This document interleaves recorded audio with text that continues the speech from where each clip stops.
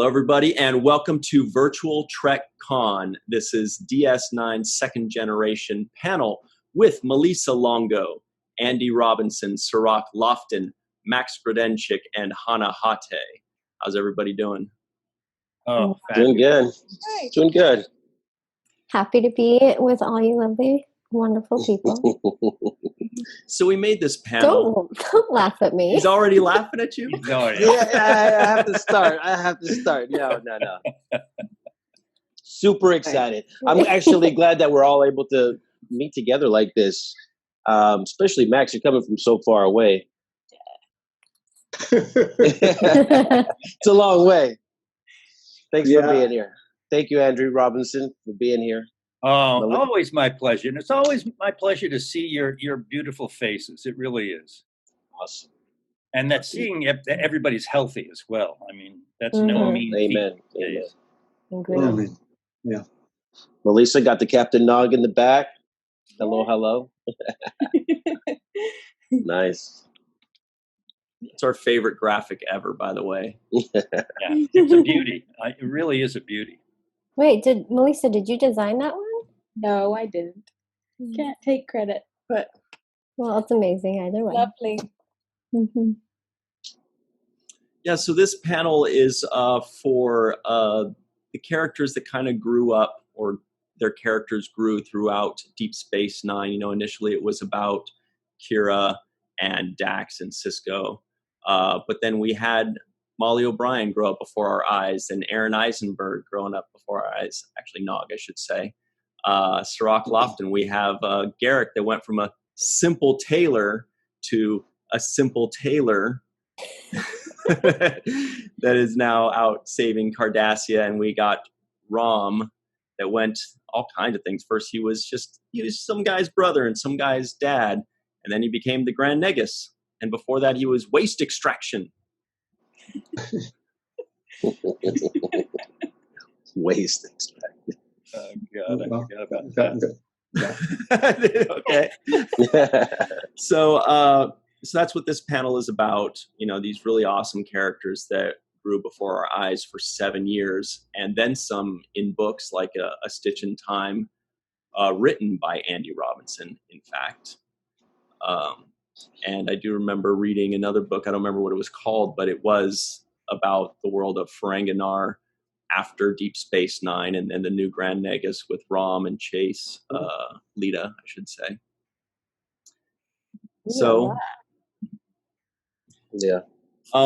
So first things first, Hana, Molly O'Brien, 20 years after this has got to be like 30 years old. Where would you say she is in her life?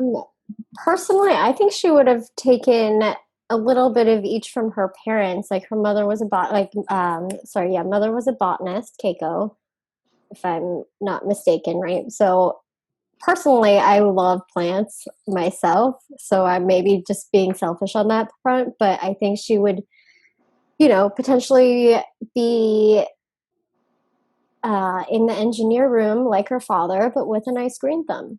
I think that would be a really cool thing if Molly was like that, or if Molly did pursue that. Yeah. Cirroc, you think Jake Sisko is out still writing, or do you think he's had a change of career? Well, I know that he's still writing. It's just, what he's writing about, his life experiences, and he's been dealt a lot of tragedy in his character's life. So there's going to be a lot of perspective in dealing with pain and pain management as far as that. Also, with respect to Hana and Molly, I spent a lot of time with your father on the show. And so I feel like that would have eventually led to us having some kind of friendship and being cool with each other. I don't know. You were a little bit old. I won't say that, but I did spend a lot of time with your father, as him teaching me how to do his engineering, and I actually enjoy a lot of those scenes together because it showed that Jake did have a little bit of a an interest in the sciences and the different things that they do in Starfleet, even though he chose a different route. Of course. But of course, Max, Ram, and I, I don't know how much we'd be spending time together, but I do believe that, as the way things played out in this fictitious season 8, I believe that we would have a stronger bond of a shared kind of love for a person that we both lost. Mm-hmm. I don't know. How do you feel about that,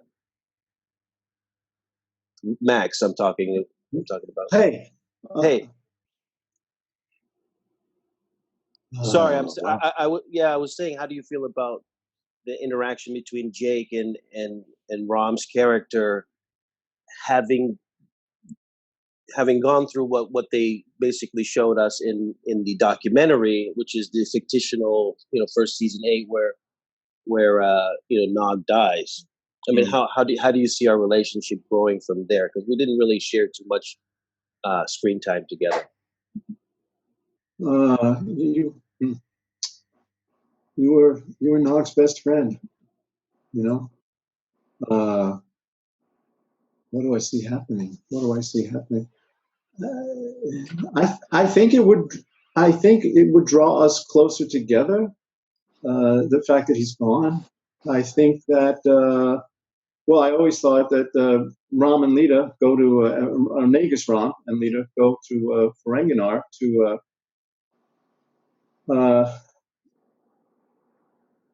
put in the policies that the Zek believes in, and that's why he picked Ram to be Grand Nagus. And I think it's a struggle. I think it's a battle to do that. Just like here, when you want to get something done, and one party wants to get something done, they're fighting the other party. And I think it takes quite a while.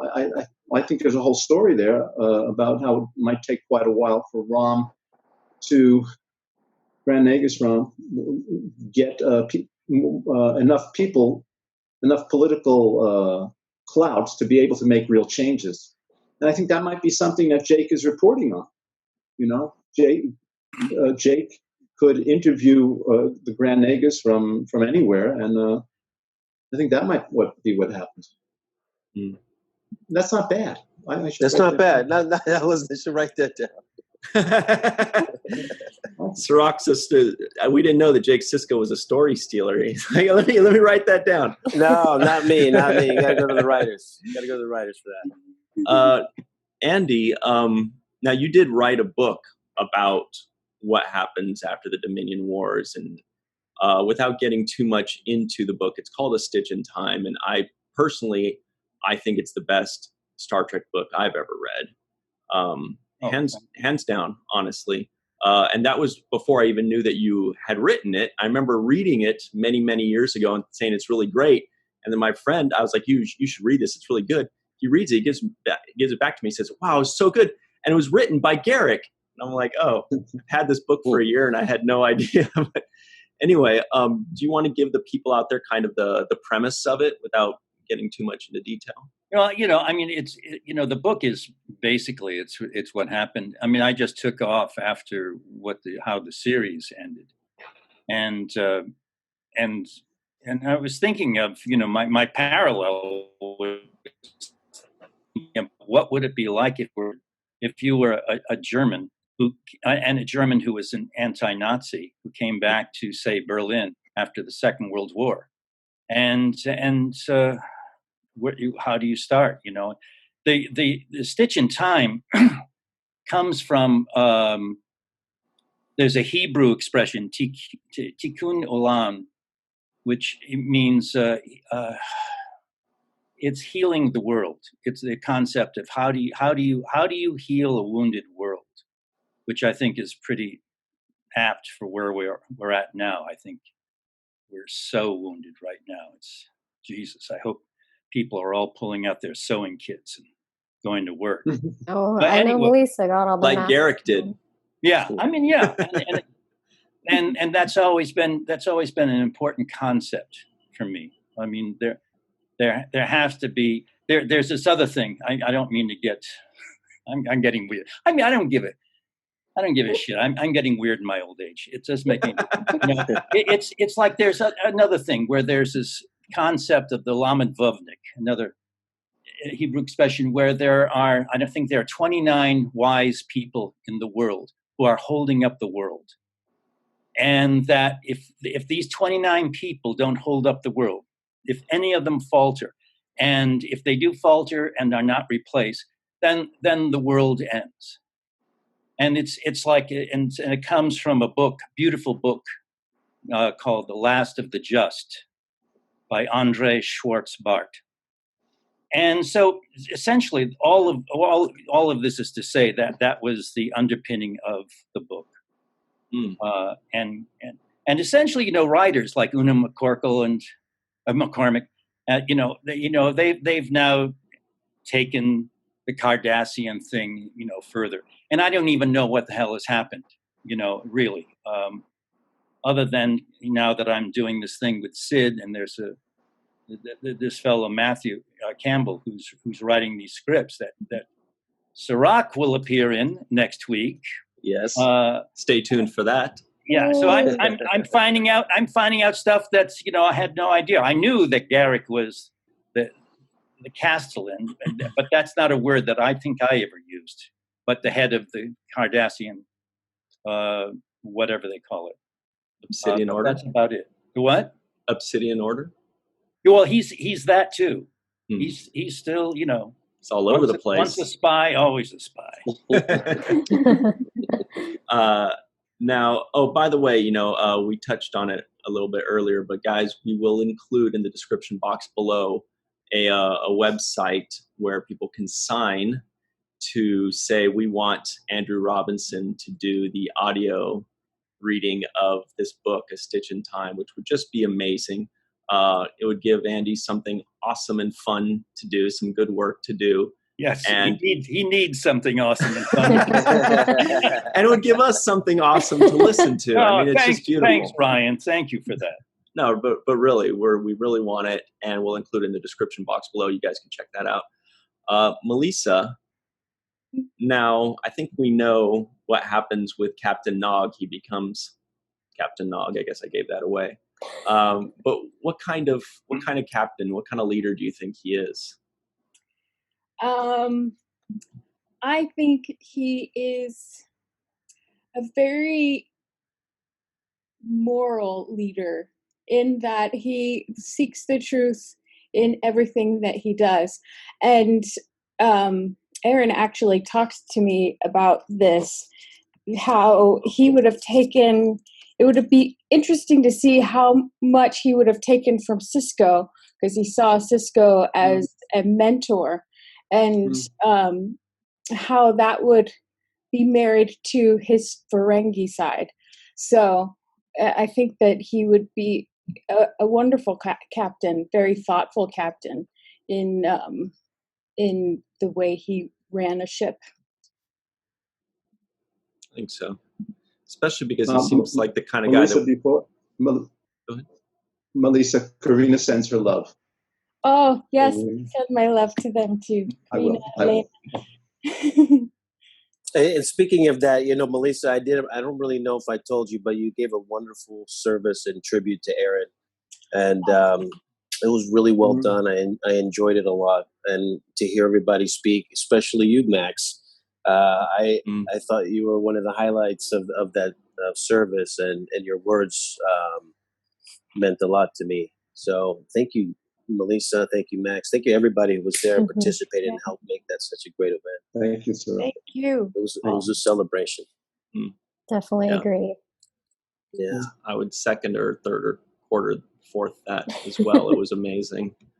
Yeah, I did want to add on as well, on top of the amazing human that Aron Eisenberg it was and is in our minds, and how we've got about 30 or 40 videos dedicated to him, and we'll keep on counting those and keep on doing those.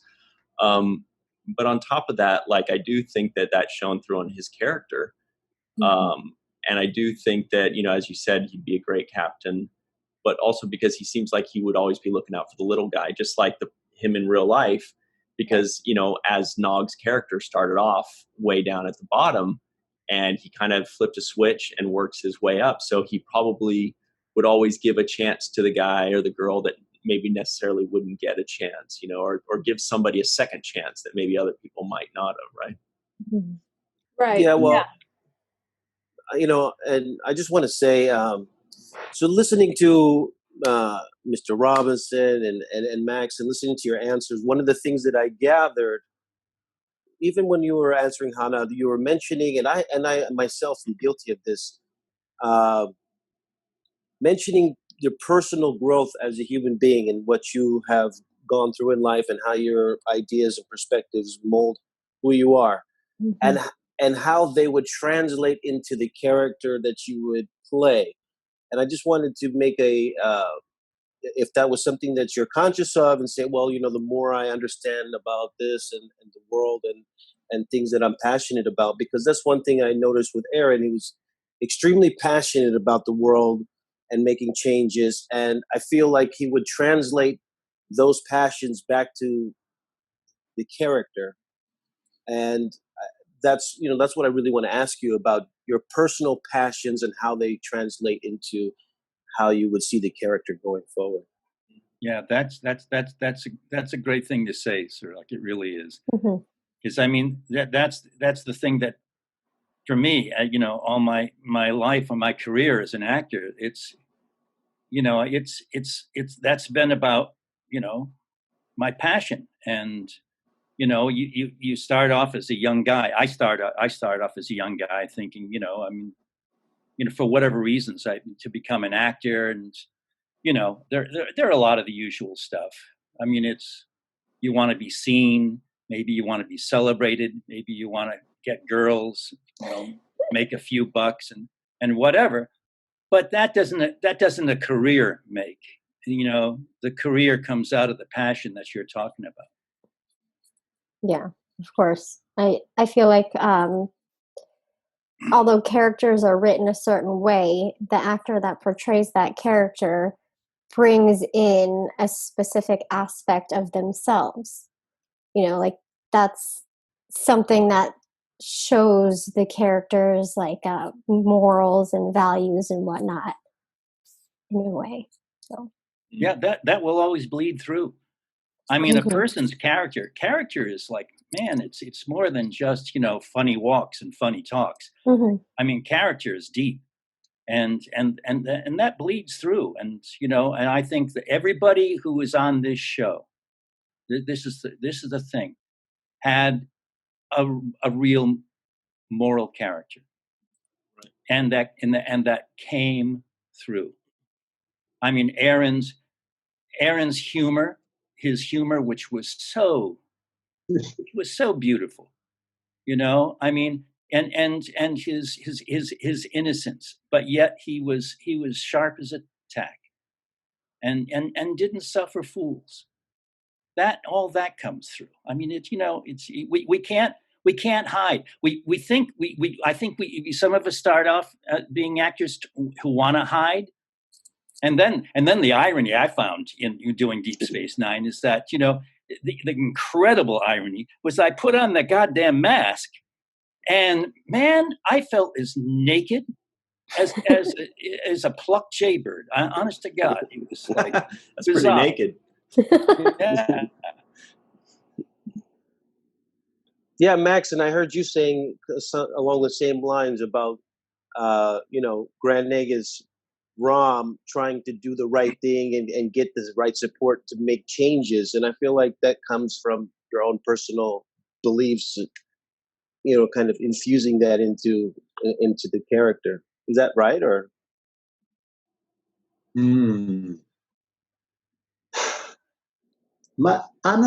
I agree with what everybody's saying.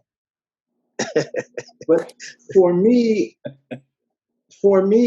I think I think the writers have to find you. When they cast a show, Ira Bear told me this in the last few years while we were working on a documentary. When they cast a show, Rom was going to be the tough Ferengi. and Quark was going to be, bossed around by Rom. And they looked at it after a few episode or two, and they said, "No, we got this wrong. But Max can't boss around Armin. It doesn't have that. It just doesn't have that in them." So I think the writers and Armin was much better at being bossy. And I think they find stuff in you, and they adjust you to. I'm trying to think if they do that to make it. It just makes more screen sense. It looks better on screen, and yeah, they give you. They find who you are, and they try to write to that. No, that's beautiful. That's one thing I feel that happened with Armin and with Quark and Rom. I love that. Yeah. They have to find you.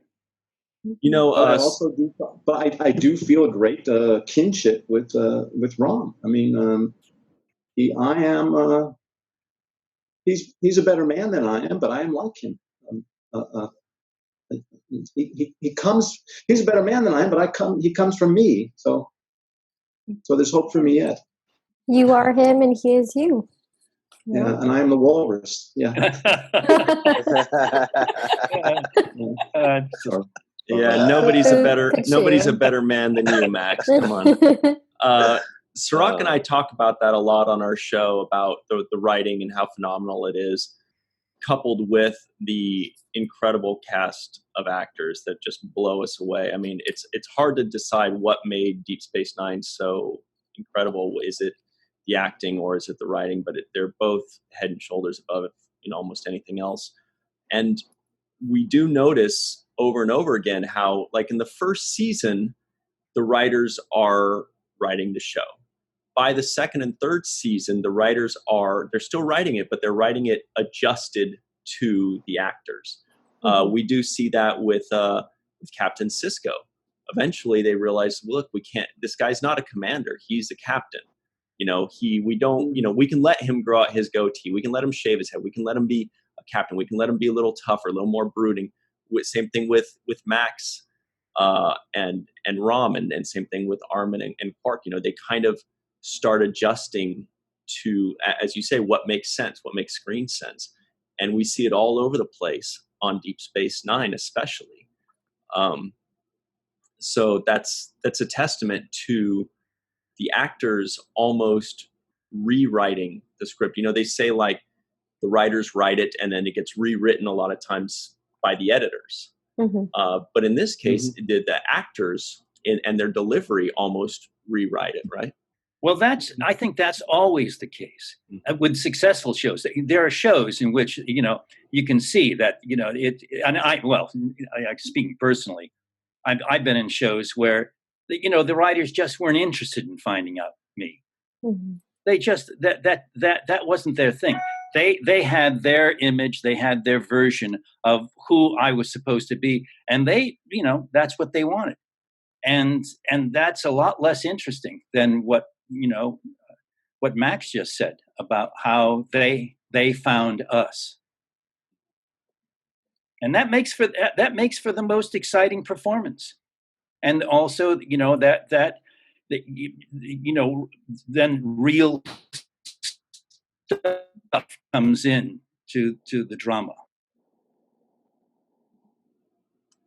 Hey, Andy, can I ask you actually, when you first got the job, and I feel like you may have been asked this question before, because it is a question we all want to know the answer to.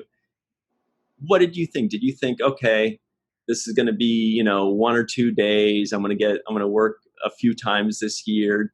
Did you think, hey, this has potential to be a really big job? Or, what did you think? And by the second and third time you worked, did you have that feeling that a lot of actors think, which is, okay, this is the last time I'm going to work on the show. This was the one. We had a good run, but this was the last one.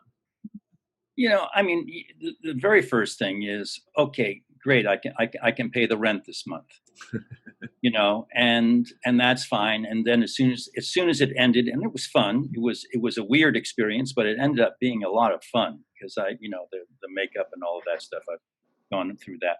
And then when it was over, it was over.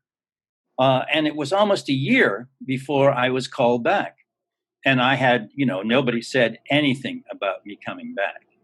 So when I was called back, that was, it was great because I could pay the rent again and the bills. But then in the fourth time they called me back was an episode called The Wire. Yes. And that was in a sense, that was major for me, because it was one of the most difficult challenges I had ever had as an actor, and it turned out to be one of the things I'm most proud of in my career. That performance. I've never done better work. And after that episode, I thought, okay, and that's when I knew that I would be called back again. Mm-hmm. Right. Max, what about excellent work too, by the way, that Wire episode. I mean, it's ingrained in my head how many different facets of that character and how many lies and the way you told them. It was just so beautifully. The storytelling was just beautiful. Thanks, man. But that's a gift. I mean, they gave me a gift on that one. Mm-hmm. I mean, you can count on one hand the number of times you get a character and a chance to do that. Mm-hmm. Cirroc, as soon as you said the word lies, the line that popped in our heads was especially the lies. As soon as you said that, I'm like, nobody's going to say it. Hey, so Max, when you first got cast, did you think this was something that had the possibility of lasting 7 years, or did you think it was going to be a little bit here and there, or maybe not at all? No, I would never think that it would go.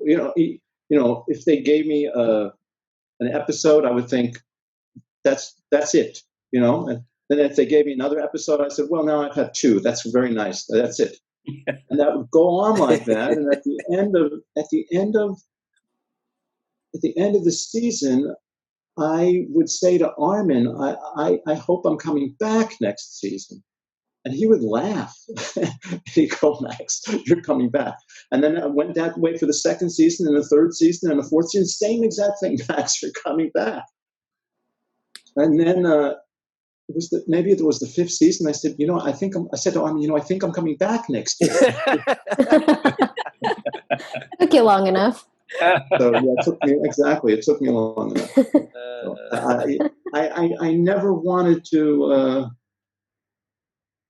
Don't want to be too optimistic, Maybe I felt it was jinxing me to think otherwise. So, Andy, may I ask you, did you audition or did they call you? Oh, they say we want Andy Robinson. They put my ass through. I mean, so many auditions. I mean, when I was up for Odo, I went up there 3 times, and then what really pissed me off was that it didn't piss me off that Renee got it. I was disappointed, but Renee was Renee, and he was beautiful. But then what pissed me off was that when they called me back to read for Garak, that's and then my ego. I was just here. My ego. No, I'm not going back there. I'm not going back there. They can go stuff it if they want me, make an offer. And then Irene said, we have bills to pay, and the phone is not ringing off the hook. Okay, all right, I'll go. Honestly, I did not want to go back. Thank God I did. Well, thank you, Irene. Yeah, thanks, Irene. I know Aron had some of those same fears of whether or not he was going to get called back, and the time that he was especially fearful is when he learned that he was going to join Starfleet. Nog was going to join Starfleet. He's like, oh, that's it. I'm done. I'm off the show. And they took him aside and they're like, no, if anything, it means you're going to be on it more. And he's like, oh. So, yes, he had those same fears. My understanding is he went to Rick Berman's office. Rick had heard that he was feeling he wasn't going to be on the show anymore. And Rick got him down to his office and said, I understand, you don't think you're going to be working much longer, but trust me, you're going to be working more than you ever have. Right. So yeah. that's, that was a big deal. Yeah. I He feel like definitely that. did, yeah. Yeah. Yeah. That's right. I feel like they used that fear. That fear was always there. I don't remember going into a break without thinking that I wouldn't be called back either. I feel like that was the fear that was always looming, and that's the way the studios kind of keep the actors on edge and ready to go, because they don't have a comfort zone of knowing, oh, you're going to be here for 5 years. So they kind of want that edge, and especially when it comes to contract negotiations and things of that nature. So I feel like there was always a little bit of uncertainty. And I remember myself asking Avery, you think I'll be back? So I think that's just something that they use as a tactic to kind of keep us from asking for or demanding too many things. Mm-hmm. Like a raise. Mm-hmm. Like a raise. Or maybe they were just trying to make you perform your best every single time. Like, I got to do this or I'm not going to be back on. I got to do the best I can. So I didn't have that fear. I was too young to even know. Fear is a great motivator. Yeah, Hana, I was going to ask you. I was going to say, did you feel that every year? You're like 4 years old, and you're like, I wonder, are they going to bring me back? I find that amazing, though, Cirroc. Because now, of course, who knows then what we were feeling, but now, you and the Sisko family. That was the heart of the show. The fact. For me, any show that has a family and is really committed to showing that family truly is like always the most interesting. Yeah, in hindsight, I'm really glad that we were able to get that done. It shows a Black family, especially, in a positive light, Yep. and it's it's a testament to the writers and what Avery and I were able to get done.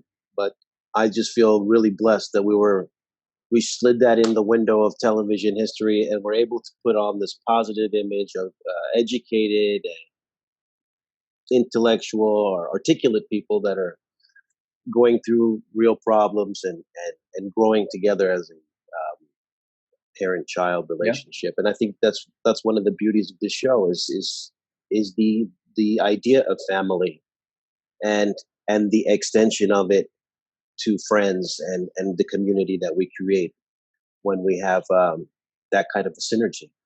Yep. Well, yeah. And only right now are TV shows and movies finally kind of catching up with that. You guys were doing this since 92, 28 years ago. And Cirroc not just did you guys grow together as a family, but it was always shown in a positive light. And your relationship with your father was always like a rock.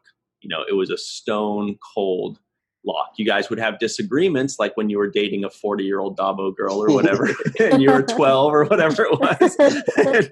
But, you always got the kiss on the head. You always got, the high five or the hug. You always got the mussing of the hair, and it showed that, like, there was always that great, father-son dynamic, even with a deceased mother. And there, by all accounts, you had a great relationship with your mother as well, and so did he. And so it just showed nothing but a positive light on that family dynamic. And particularly in the Black community, there is an absence of the father in the household. There is a disconnect there. We have a problem in the Black community with absent fathers, and for whatever reason they're absent, be it in jail or just separated from the family. But there's a bunch of reasons, but we need that kind of visual imagery in order for us to see that the presence of a father really goes a long way as far as developing black men in this country. And that's one of the things that's important about what we did is we showed the presence of a father in the household and the effects thereof. So, I just feel like it's necessary for all the young children out there to be able to have positive role models and positive examples. But remember also what we did in the show was, just like in our life, it takes the village. So we are all not just raised by our families. We're also raised by the village or the community that we're in and the friendships that we build. So the friendships that I had with people, the way that everybody on the station collectively raised me in different ways, making sure that I got out of trouble when I was doing something or having a conversation with me in a moment where I needed somebody to be there. Those kinds of things matter in the development of a person too. And DS9 did a great job of incorporating those conversations, incorporating those connections in between people. So I feel like those are the other things that we can be proud of as far as looking back and saying, yes, we tackled these issues of how community works together, how we relate to each other, and how we can work to be better and do better. Mm. Good. Who wants to follow that? That's a tough act to follow there. Right on. No, but that's what I love so much about working with Cirroc is he's always so thoughtful and well-spoken and intelligent, and he's always bringing in a new perspective, at least for me, that, and there's something really uniquely great about people that realize the importance of things. A lot of us, it's too easy for us to just, we're kind of spoiled in this country a lot of times, and Max is like, you guys are, I'm in Austria, but Cirroc, you always bring that gratitude and that appreciation, that perspective that we all need. So I appreciate that. It did make me think though, Cirroc, we know that the person that really brought you under his wing was Avery, throughout this whole thing. And also to a second degree, I would think it was Aron as well. But what about the rest of you? Andy, was there somebody that kind of, if you needed advice or you kind of turned to and said, am I saying this line right? Was there somebody that you would kind of have as a sounding board or somebody that helped you through it?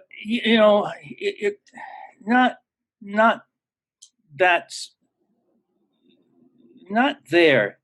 I mean, talking about Avery is a guy that I came to not only respect but love because of what Cirroc was just saying. Avery was on a mission, and it wasn't a mission to further his ego or his brand or any of that bullshit. I mean, everything from shaving the head and getting the goatee and the fight that he had with that was like, there was a fight that he had to do, because, let's be real here. I mean, racism is everywhere, and it has been throughout the entertainment business. And you just, because you cast a black man to be the star of a series, a lot of people think, well, I've done my job. That's great. Now look at me. Aren't I a great liberal and a progressive? Well, that's just the beginning.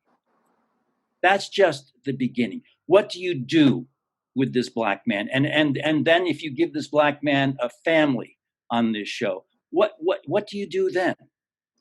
And Avery made sure that they did the right thing, always. But in terms of everybody on this show I had, genuinely enormous respect for. Everybody on this show, it was like this. This is why the show, people say, well, when I directed a couple of Voyagers and what would the cast of Voyager? Well, the cast of Voyager or Next Generation, I think they probably had more fun than we did. I think there were more laughs, and whatever. We were kind of a serious lot, but it comes, I think Nana said it. It comes from the guy who's in the number one position, and so it was like not that he turned us all into these dour Puritan people. But the thing is that we focused, and we focused on why we were there and what we were doing there. Seems like you took it very seriously, and it obviously shows in the product. Well, yeah. I mean, it's not a walk in the woods. Acting is not, an innocent enterprise. It's dangerous. It can be dangerous, because what is it that we're revealing? What is it that we're concealing? And if we are, if it's not a role like Garak, where the concealment is built into the character, if you're just there concealing who you are, then it's like it's a lie. It's a lie. And I think one of the things that really blew my mind about Deep Space Nine, because I was not into science fiction. I didn't know Cardassian from an egg salad sandwich. I didn't know anything about Star Trek. I didn't give a shit about Star Trek. I thought, because I'm working off of the original one, because they were in these funny costumes, and there was Shatner walking around like, the tin soldier, and this guy with pointed ears, and I thought, Jesus, what is this? It blew me away when I found out what a serious intent it had. And that it allowed the process to, if you hire a black captain, the process, and then you get a guy like Ira Bear, he's in the moment. He's in the moment. He knows what's going on. And so the progress that the stories and the characters made during things, I mean, it was as serious as anything I've ever been involved with. God praise. And I want to just say that my friend agrees too. You've got your own mini-me. Oh, I got my own mini-me. That's adorable. Oh, wow. Max, how do you feel about egg salads? Did you say egg salad? No, there was a movie called The Fortune Cookie. Wasn't that about an egg salad recipe? Or no? I don't know. Never mind. Oh, never mind.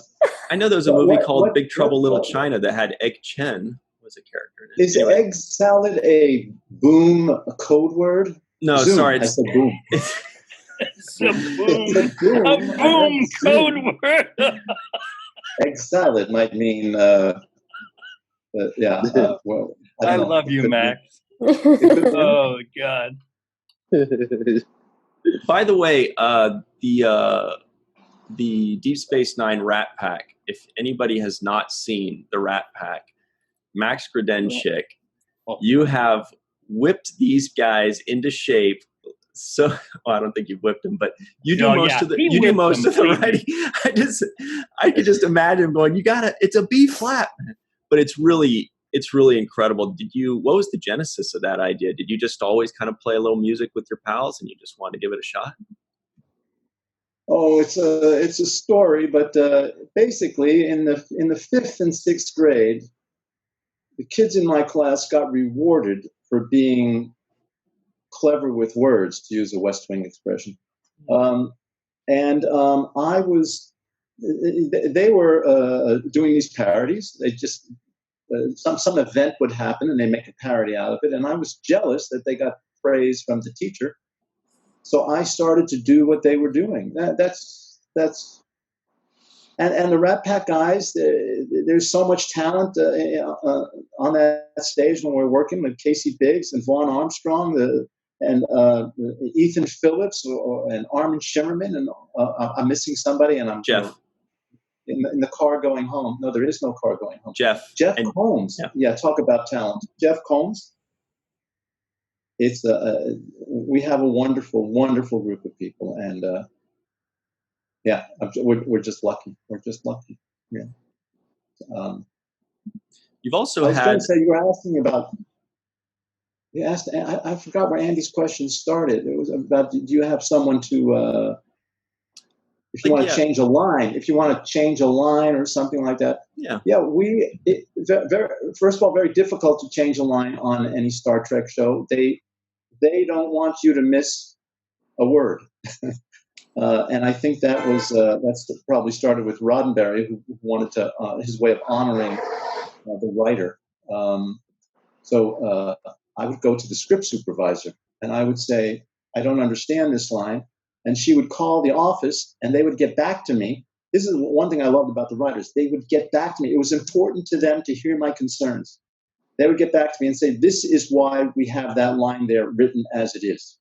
That happened about 3 or 4 times, 5 times.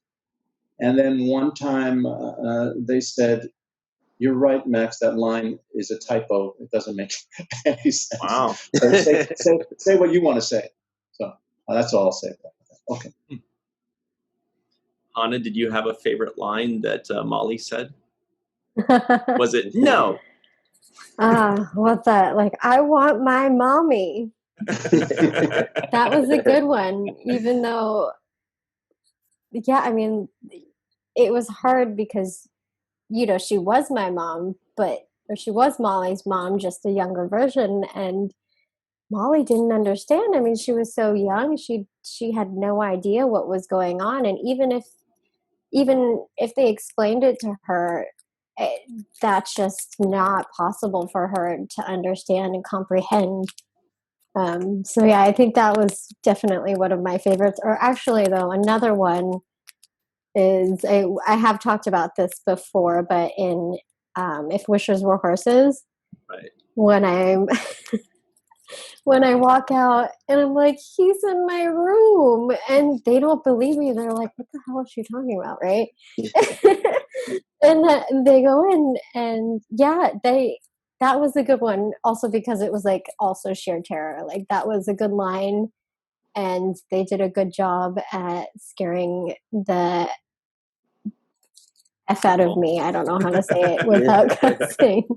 But that was a good one for sure. It must be so strange watching yourself as a kid on TV it's super now. Weird. Yeah, it's super weird, but it's fun at the same time. How many years had it been since you stopped working on the show, and then I saw you at that first convention that you did? Like I think that was 15 years. So there was 15-year break where no Star Trek was mentioned, right? No Star Trek, no nothing, no acting at all. After Star Trek ended, I just stopped acting to just be a kid, live my life, and not be one of those kids that was like, okay, I'm gonna, keep doing all this acting and then get into drugs and go to rehab and all that stuff. I wanted to enjoy my life, But it had been a long time. So 15 years later, and then they hit you out of the blue, like, hey, you want to do Star Trek convention? Like, I don't know how they found me. They actually contacted my brother at first.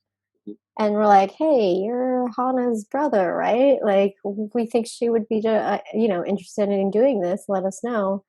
And, of course, I was terrified to go at first. Like, terrified and excited at the same time.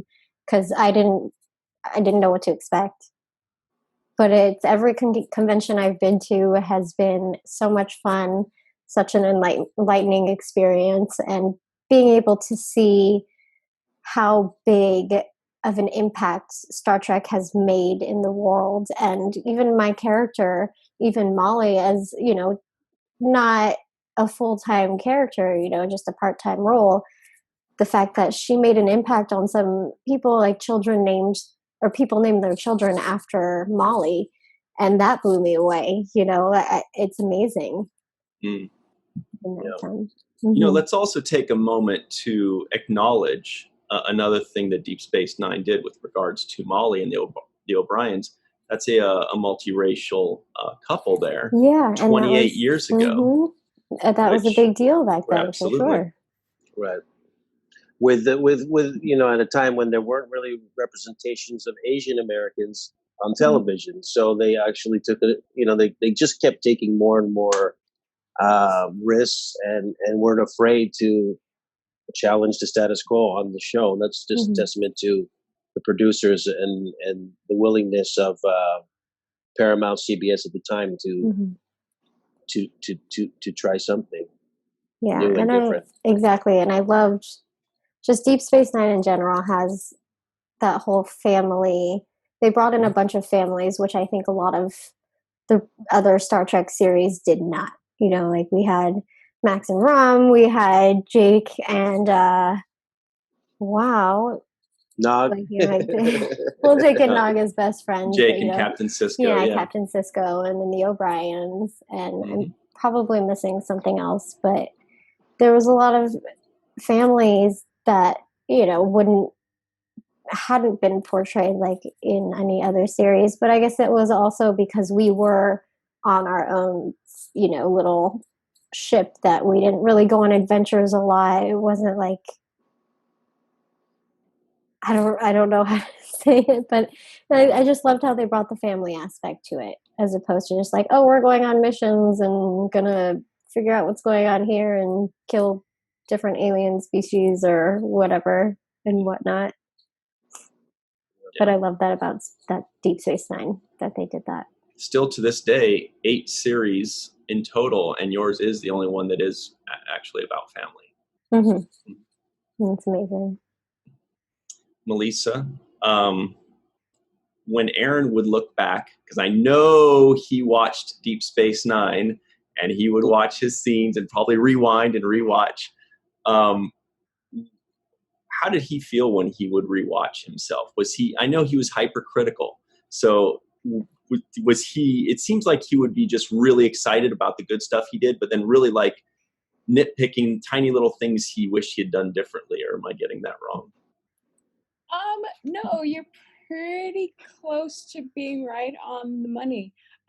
He didn't really start watching the show until the Seventh Rule started, and you all started watching it together. But sometimes I would watch the show, and then one of his scenes would come up, and he'd be like, oh my gosh, I remember that. And then I did this and this. And there was one scene, and I can't remember which one it was, but he was like, I hate what I did there. And he's like, did you see it? Did you see it? And I'm like, no, it was great. What are you talking about? So he was his own worst critic. But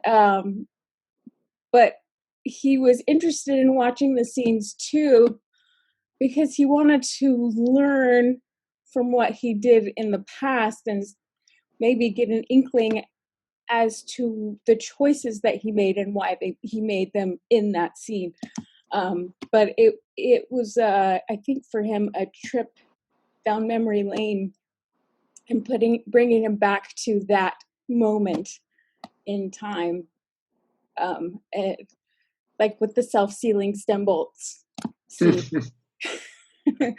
And you know how many millions of takes that you guys had to do, and but yeah, I think he was more enjoyed watching them because of the nostalgia of it. Yeah.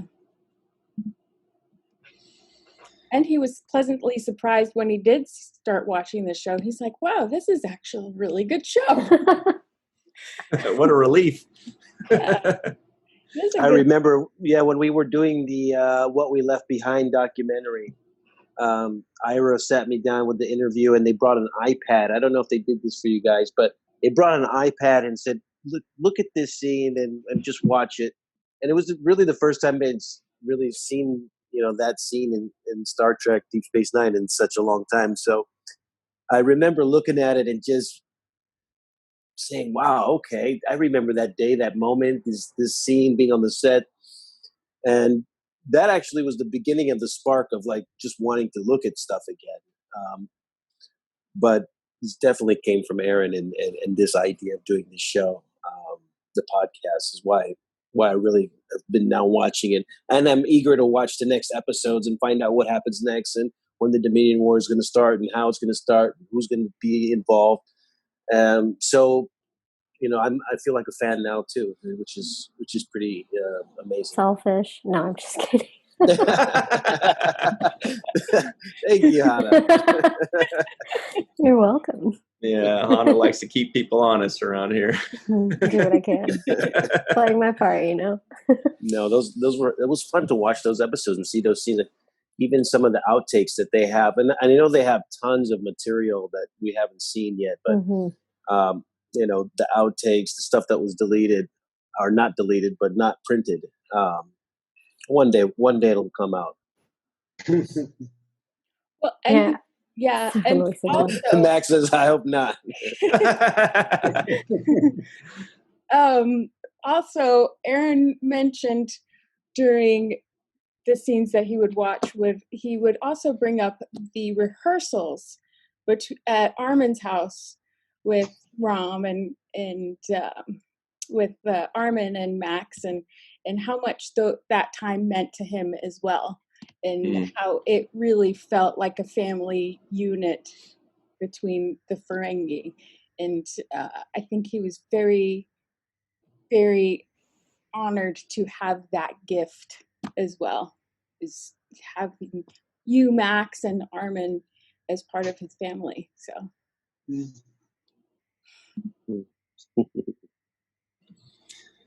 So one final question for everybody. This one's going to be a toughie. We'll start with Andy. Is there one part of you as Andy Robinson that you hope shines through the legacy of Garak?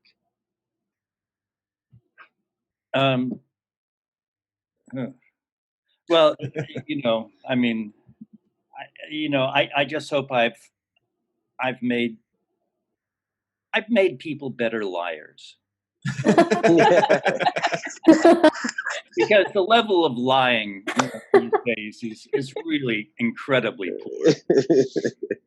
The bar is low. Yeah.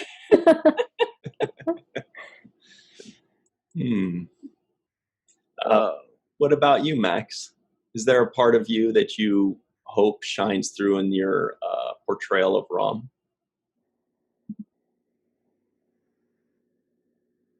I would say, I said before, Ron was a better person than I am, and I'm trying to catch up to him. And I think he just had a really, it's corny, but I think he had a really good heart. His heart embraced more than mine can. And I think, I think part of my responsibility is to try to catch up to him, try to make my heart as big as his, even if I could never reach it. At least make the effort to do that and grow, have my heart, Max's heart, grow into something closer to what Rom's is. I don't know if that makes sense. Yeah. You know, actually, very quickly, in the past, we've kind of talked about, you know, our favorite Star Trek dads, and I mentioned you as one of, if not my favorite Star Trek dad, because you did something that I don't know if any of the other fathers did on Star Trek, which was you allowed your child to teach you to grow. You allowed your child to change you, and that does show that big heart, that big openness, that open-mindedness that you taught him, but you let him change you as well. That's not unlike what Aron and I had. It went both ways. He talked to me about being a father and what he thought was one right way to do that, and I'll leave it at that. But, yeah, it's not unlike us, you know, the actors under the mask. Thanks for that. Thank you. You gave us 7 years of that. Cirroc, same question. Is there a part of 15 and 18-year-old Cirroc Lofton that you hope shines through Jake Sisko's legacy? Yeah, you know, just his good spirits. I hope that his positive attitude and good spirits is what resonates. the unlikely friendships and the loving spirits. Definitely have that. All right, Hana. The reason I said this was going to be a tough question was because I was thinking of you. It's going to be tough for you to say, yeah, 5-year-old me. I hope I inspired people. But if you got an answer, we'd love it. Well, yeah, actually, family has always and still is the most important thing in my life. Like my connections with them and my love for them and my willingness to do whatever I can to help and or please them in everything, I think it kind of shows in Molly's character. She has her love for her little brother Kiriyoshi, and you can see the love of her for her father and mother. And I hope that, even though I was very young then when I was filming, I hope that people were able to see that. Nice. Malissa, same question about Aron. What you hope that really shines through as far as Aron as a person into Nog the character? I think there's so much of Aron that shines through Nog. His work ethic, his passion for life, his desire to better himself, make him a better being, a better person. And I think all of that shines through Nog, and his openness to learning and challenging himself and seeking truth in life and how he can help the people around him grow as well. I can see that for sure.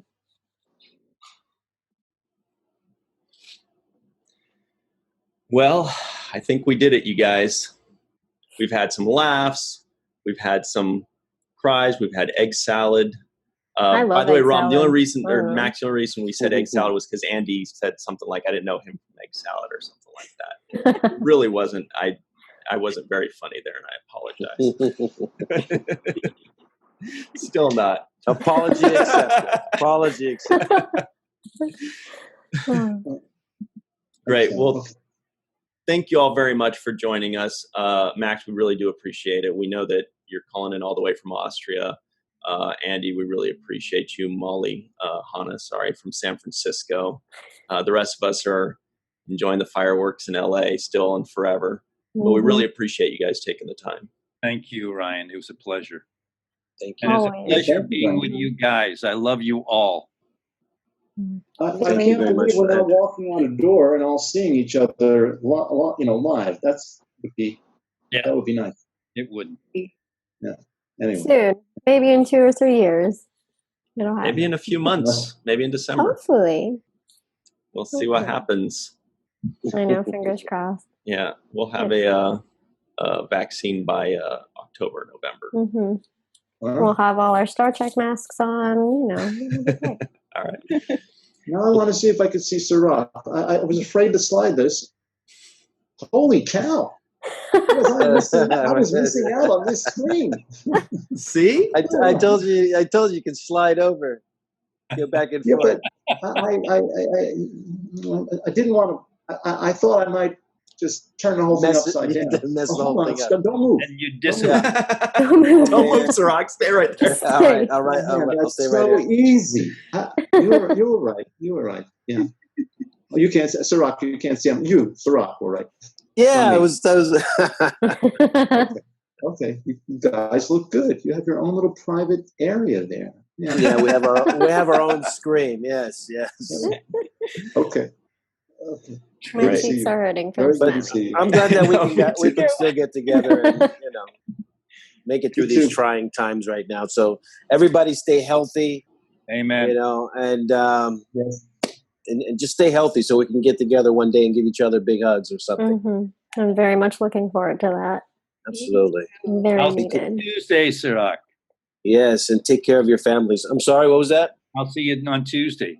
Yes, absolutely. Absolutely. Thank you, Awesome. guys. Great. Thank you very Lisa. much. And for everybody at home, be sure to open the description box of this video to check out all the wonderful charities that these excellent people would like to promote and to, sign that thing. Let's get Andy Robinson some work. Give him something to do, right? Andy, It will be the most glorious thing of 2020. I mean, the bar is set pretty low, but tin cup, no. Thanks very much, guys. We'll see you on the next video.